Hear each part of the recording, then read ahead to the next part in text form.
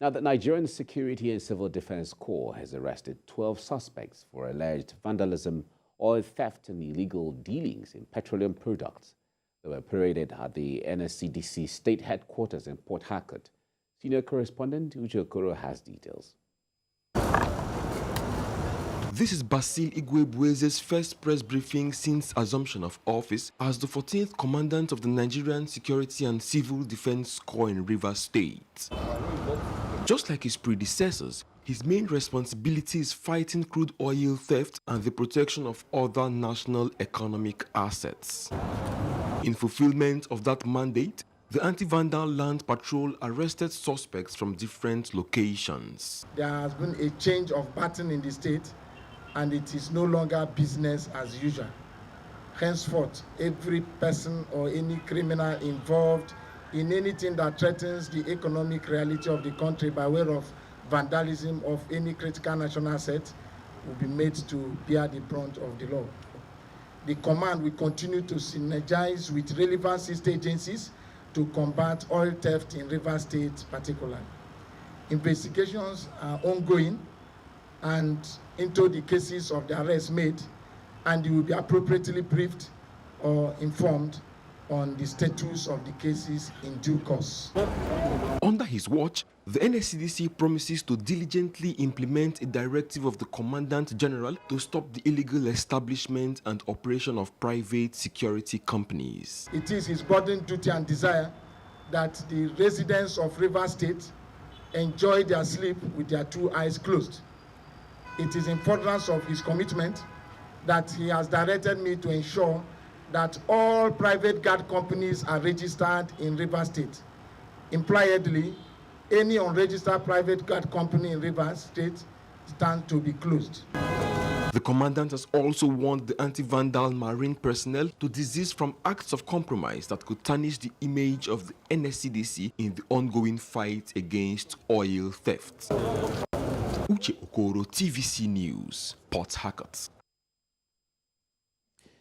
In Kano State, the Public Complaints and Anti-Corruption Commission there has arrested 8 suspects for an alleged 4 billion naira fraud. The commission says it is tracking the funds which were allegedly siphoned through the Kano Agricultural Supply Company.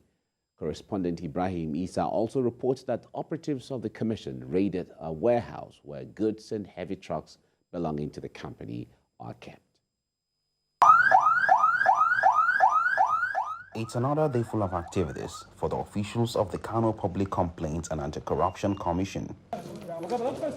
They are out on a mission to uncover the missing 4 billion naira allegedly stolen by some individuals at the Kano Agricultural Supply Company, KASCO. The executive chairman of the commission, Muhyi Magaji, led the team to his warehouse where agricultural produce and heavy trucks belonging to the company are kept. We had to make a on-site inspection of the ongoing investigation into a missing fund from Kano Agricultural Supply Company, KASCO, amounting to 4,302,290,742 naira.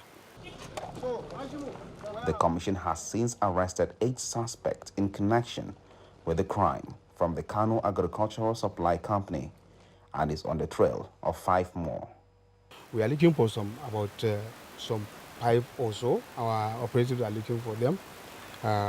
We have credible intelligence and we will do the needful to make sure that they are with us. The commission noted that it had recovered 15 million naira as the investigation commenced.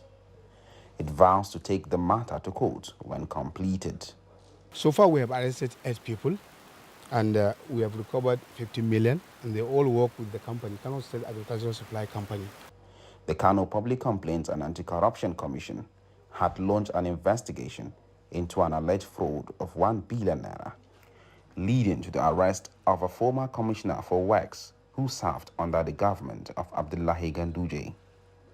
It calls on civil servants in the state to support the fight against corruption for more public funds to be recovered. Ibrahim Isa, TVC News, Kano. To Ondo State, where the government has unveiled a 30-year development plan for sustainable infrastructure and socio-economic development of the state. Commissioner for Economic Planning and Budget, Emmanuel Igbason, says that the plan targets the transformation of communities to modern ones. Ayodeji Moradeo has more on this. According to a survey conducted by the Presidential Enabling Business Environment Council, Ondo State, Southwest Nigeria, is ranked the 7th biggest economy in Nigeria.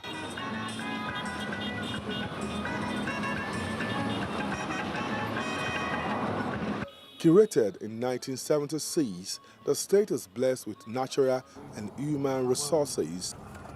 The current government in the state has deemed it fit to roll out a long-term development plan for adequate and accelerated exploration of the abundant natural resources across the 18 local government areas of the state. Against this realization that the present administration... Addressing a news conference in Akure, the state capital, the State Commissioner for Economic Planning and Budget, Emmanuel Igbason, said the development plan was designed in collaboration with United Nations Development Programme, UNDP. The development plan, tagged Ondo 2054, according to the Commissioner, will transcend the Oluwarotimi Akeredolu-led administration. The plan is expected to provide a rallying point for all the critical stakeholders involved in the development of the state, comprising the government, the private sector, traditional and religious institutions, even our children.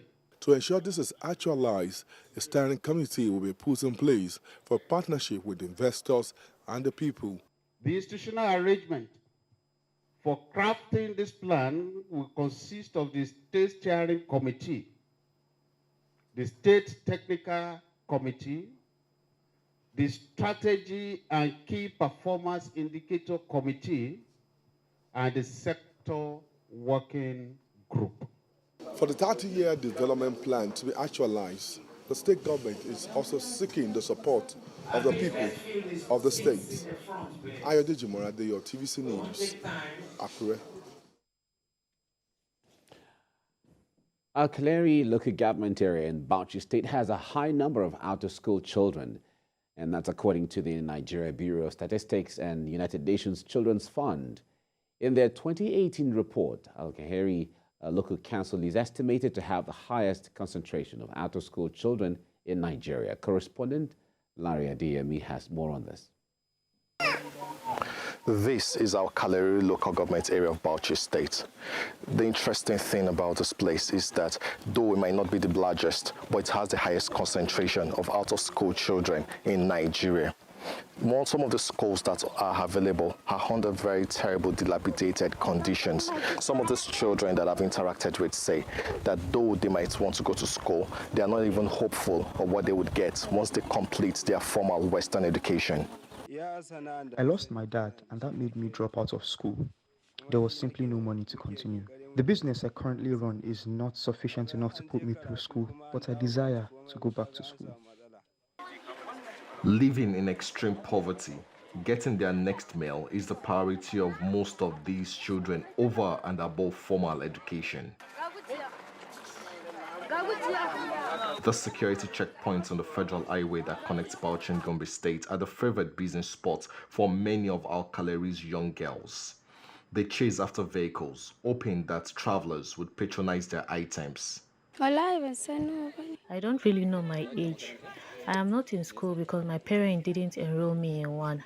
I have told them I would love to go to school, but they didn't enroll me. I will go to school if anyone offers to enroll me in one. This outing I am doing is not for myself, it's for my parents. Most public schools in Alkaleri are in a sorry state of disrepair. Children sitting on the bare floor, roofs blown away probably by wind, and walls looking like they could collapse any minute. Beyond the quality of education and extreme poverty, the challenge is also socio-cultural. We have volunteers in the community that do regular sensitization and awareness campaign on most of those cultural and social norms that tends to hinder children from attending schools. survey conducted in 2019 by the Nigerian Bureau of Statistics showed that Bauchi State had about 1.3 million out-of-school children, and that number is fast increasing. Beyond the usual call for concerted efforts, this must be seen as a crisis, a fight for the very future of Nigeria. Lanre Adeyemi, TVC News, Alkaleri, Bauchi State.